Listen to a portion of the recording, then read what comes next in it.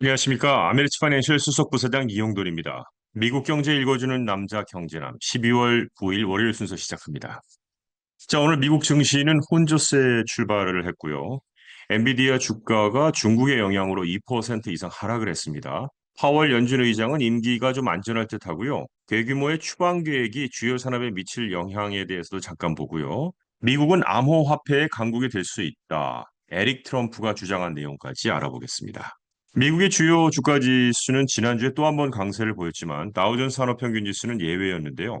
S&P 500과 나스닥 종합지수는 각각 1%와 3.3% 상승하며 금요일에 사상 최고치를 기록하면서 3주 연속 긍정적인 흐름을 이어갔습니다. 그런데 다우지수는 한 주 동안 0.6% 하락했습니다. 금요일에 발표된 11월 고용 성장률은 예상보다 좋게 나왔고 수요일 발표될 예정인 데이터는 인플레이션이 여전히 페드가 선호하는 수준을 웃돌고 있음을 보여줄 가능성이 있습니다. 자, 그럼에도 불구하고 시장 트레이드들은 연준이 12월 1일과 18일 회의에서 금리를 추가로 인하할 가능성이 높다고 보고 있습니다.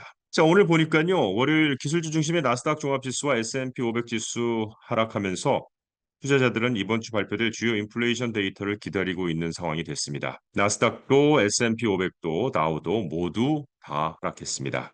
엔비디아 주가가 중국 규제 당국이 자사의 인공지능 칩 사업이 반독점법을 위반했는지 여부를 조사하고 있다고 발표한 후에 2% 이상 하락을 했습니다. 또 다른 반도체 제조업체인 AMD 어드밴스드 마이크로 디바이스의 주가 역시 압박을 받았습니다. 뱅크 오브 아메리카는 AMD의 주식 등급을 매수해서 중립으로 하향 조정하면서 AI 시장에서 엔비디아의 지배력과 경쟁 위험으로 인해 시장 점유율 확대 가능성이 제한적이라고 언급했습니다. CFRA 리서치의 수석 투자 전략가인 샘 스토벌은 CNBC와의 인터뷰에서 시장 전반적으로는 계절적 요인 덕분에 상승 기조가 지속되고 있다면서도 중국의 엔비디아 조사와 같은 뉴스가 진행 과정에서 장애물로 작용할 수 있다고 말했습니다. 그는 그러나 이 같은 뉴스가 연말까지의 상승세를 뒤엎지는 않을 것이다 라고 덧붙였습니다. 올해 시장은 우려의 벽을 타고 꾸준히 상승할 것이며 지난해의 상승세를 넘어설 것이라는 전망을 내놓기까지 했습니다. 지난주 S&P 500과 나스닥은 금요일 각각 1%와 3.3% 상승하며 사상 최고치를 경신했는데요. 다만 다우지수는 0.6% 하락하며 약세를 보였습니다. 이번 움직임은 11월 고용보고서가 예상보다 강한 성장세를 보이면서도 페드가 이달 금리를 인하할 것이라는 투자자들의 기대를 해치지 않은 가운데 나온 것이고요. CME의 페드와치 툴에 따르면 시장은 12월 18일 회의에서 기준금리가 0.25%포인트 인하될 가능성을 85%로 보고 있습니다. 연준은 정책결정회의를 앞두고 발언이 제한되는 블랙아웃 기간에 접어들었지만 이번 주 발표될 주요 인플레이션 데이터는 연준의 결정에 대한 마지막 힌트를 제공할 것으로 보입니다. 11월 소비자 물가지수 CPI는 수요일 발표될 예정이고 가격 상승 압력이 소폭 증가했을 것으로 예상됩니다. 다우존스가 조사한 경제학자들은 월간 기준 0.3%, 연간 기준 2.7% 상승을 예상하고 있고 이는 이전 달에 0.2%와 2.6%에서 약간 증가한 수치입니다. 다시 한번 엔비디아에 대한 얘기를 좀 더 자세히 해보겠습니다. 중국 규제 당국이 엔비디아를 자국의 반독점법 위반 혐의로 조사한다고 밝히면서 월요일 엔비디아 주가가 3% 이상 하락을 했습니다.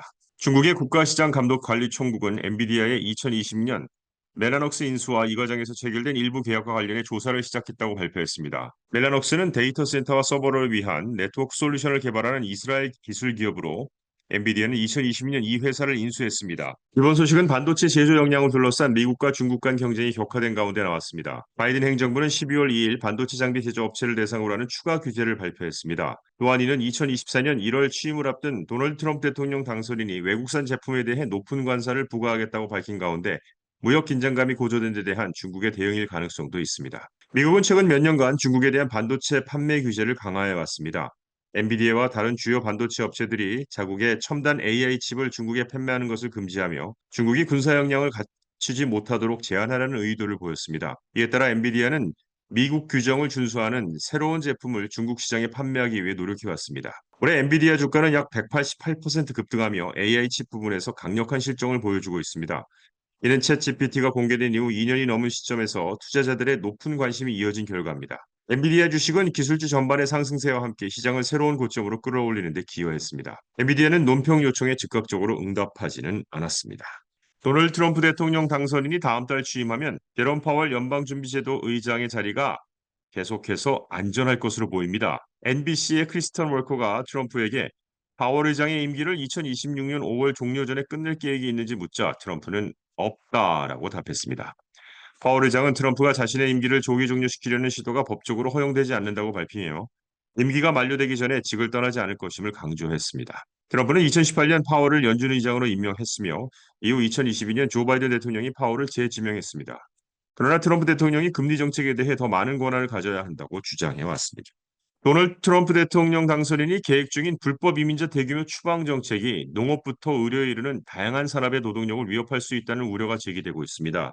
일단 이민 시장에 의존하는 그런 부분이 있는데요. 코로나 팬데믹 이후 이민으로 활성화된 노동시장이 트럼프 당선인의 대규모 추방 계획으로 위기를 맞을 수 있고요. 또 건설, 농업, 기술, 의료 등 다양한 분야에서 국내 노동력의 부족 문제를 해결하기 위해 외국인 노동자가 중요한 역할을 현재 하고 있다는 것이죠. 또 경제적 영향을 보면 브루킹스 연구소의 최근 보고서에 따르면 새 행정부의 이민 정책은 2025년 국내 총생산 GDP 성장률을 낮출 수 있다라는 전망까지 나왔습니다. 트럼프 당선인의 정책이 시행될 경우 이민자 노동자들에게 의존하고 있는 주요 산업들이 직격탄을 맞을 가능성이 있고 이는 고용주와 경제 전반에 큰 도전 과제가 될 전망입니다.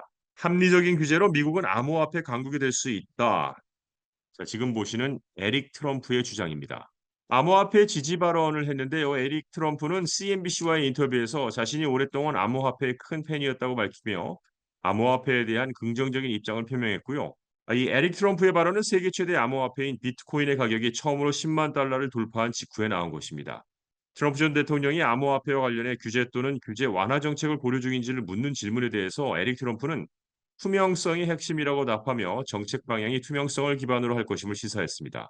트럼프 가족의 암호화폐에 대한 긍정적인 태도는 시장에 대한 관심과 더불어 미국이 암호화폐 산업에서의 주도권을 확보하려는 의지를 반영하고 있습니다. 수십 년간 시리아를 통치해온 아사드 가문의 독재 정권이 붕괴한 것으로 보이는데요. 반군 세력이 어제 시리아 수도 다마스쿠스를 장악하며 바샤르 알 아사드 대통령이 도주하게 만들었습니다. 이번 반군 연합을 이끈 세력은 이슬람주의 무장단체로 이 단체는 미국과 유엔 안전보장 이사회에 의해 테러 조직으로 지정되고 있습니다. 반군 세력은 복잡한 과제에 직면해 있는데요. 아사드 정권이 오랜 세월 동안 반대 세력을 무력으로 탄압해온 상황에서 새로운 정부를 구성해야 하는 도전이 남아 있습니다. 지난주였죠. 사실 유나이티드 헬스케어의 브라이언 톰스가 피살된 사건은 미 기업에 큰 충격을 주었습니다. 또 기업들은 일상적인 경영진의 활동조차 재점검하는 계기가 됐습니다. 모두가 우리는 안전한가라는 질문을 던지며 대책을 강구하고 있고요. 계속해서 많은 CEO들의 대면 투자 행사를 온라인으로 전환하는 결정을 내리고 있습니다.